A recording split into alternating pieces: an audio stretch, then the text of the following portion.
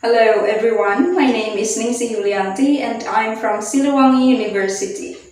Here is my speech of global issues in 2021 with the title, Why Food Insecurity Matters. Ladies and gentlemen, what if you don't have enough money to buy the new smartphone that you really want to have? What if you don't have enough money to buy the prettiest dress you see in a shop? But now, what if you don't even have enough money to buy your food? What if you cannot even buy your kids any foods and you let them feel hungry for the rest of the day? Imagine, ladies and gentlemen.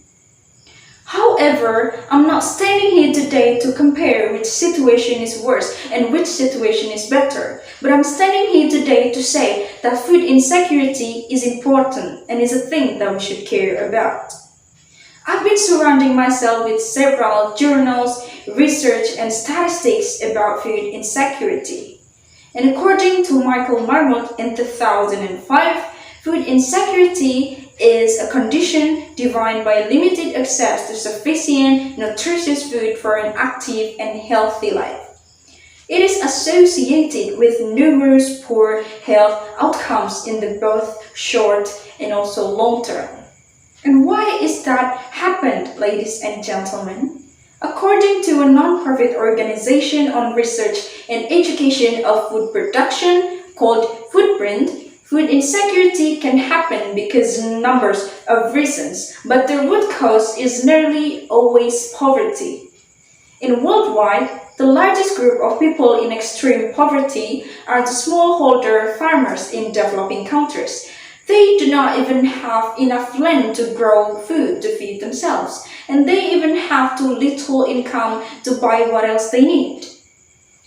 Besides poverty, environmental crisis also contributes to food insecurity in all around the world.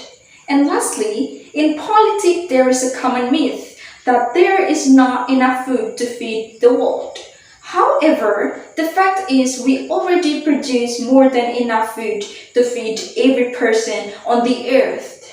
The problem is not in the quantity, but is the political will who controls the food supply and who has access to resources to produce or to purchase food.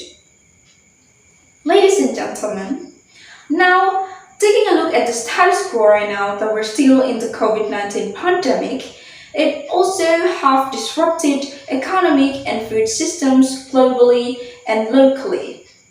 Two recent national surveys from the United States showed that the COVID-19 pandemic has led to far higher rates of food insecurity in households with children than in the previous years. Now that you know the causes of food insecurity, let me tell you the effects that can be caused of food insecurity so that you know that food insecurity is need to be solved. First, let's talk about the effects on the health perspective. The higher rate of food insecurity means the higher risk of developing chronic illnesses such as heart disease. And the effects for children are much worse. Children who are food insecure or come from families that are food insecure are more likely to require hospitalization and are at a higher risk of chronic health conditions like anemia and even asthma. Now let's take a look at the economic perspective. We all know that food insecurity can lead to hunger, right? And hunger costs billions every year. As an example, the US uses about $178.9 billion every year only for hunger.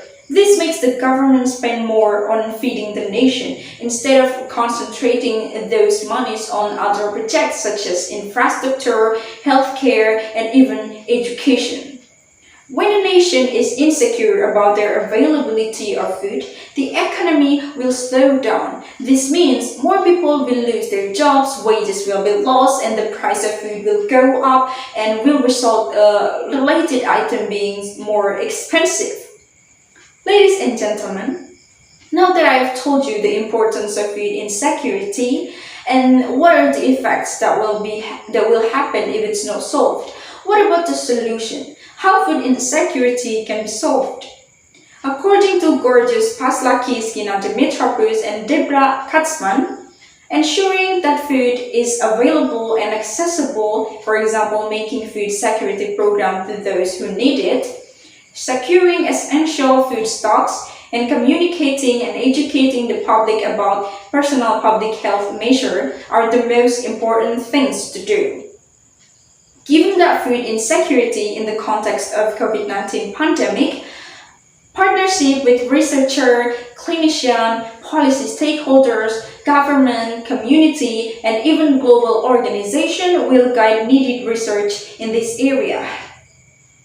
The United Nations, for instance, they post 17 Sustainable Development Goals which ought to be achieved by 2030.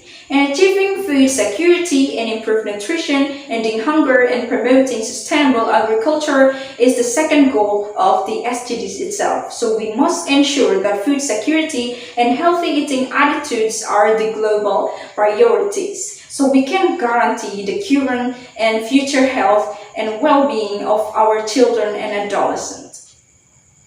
Furthermore, ladies and gentlemen, if you think those solutions are not for you, for example, you're not a part of the government or community or researcher, for example, and you cannot even do anything to help solving this food insecurity issue, that is definitely wrong. Even if you're not a part of the government, community, or even researcher, you can still help, ladies and gentlemen. You can still contribute because there are things that you can do in order to help solving this issue. You don't need to be a part of the government first to take a step. So that's why I'm going to tell it to you. First, you can do volunteer or donate to an organization that helping end hunger in your community, especially one that is increasing access to fresh foods. And you can also remember, when considering charitable giving to anti-hunger initiatives, financial contributions are more helpful than food donations. So you can contribute with your financial help instead of food donation. Alright, ladies and gentlemen, I have delivered a lot of things about food insecurity, why it is important, the causes and the effects, and even the solutions that you can do to help solving the issue. So I hope you can understand that food insecurity is an important thing that we need to care about, and there is always steps that you can do to help, ladies and gentlemen. As we know that food insecurity affects over 80-20 million people all over the world, and no region is exempt for it. So the right to food is a human right. It protects the right of all human beings to live in dignity, free from hunger, food insecurity, and malnutrition. The right to food is not about charity, but about ensuring that all people have the capacity to feed themselves in dignity. I'm Ningsih Yulianti and I care about food insecurity. Thank you very much.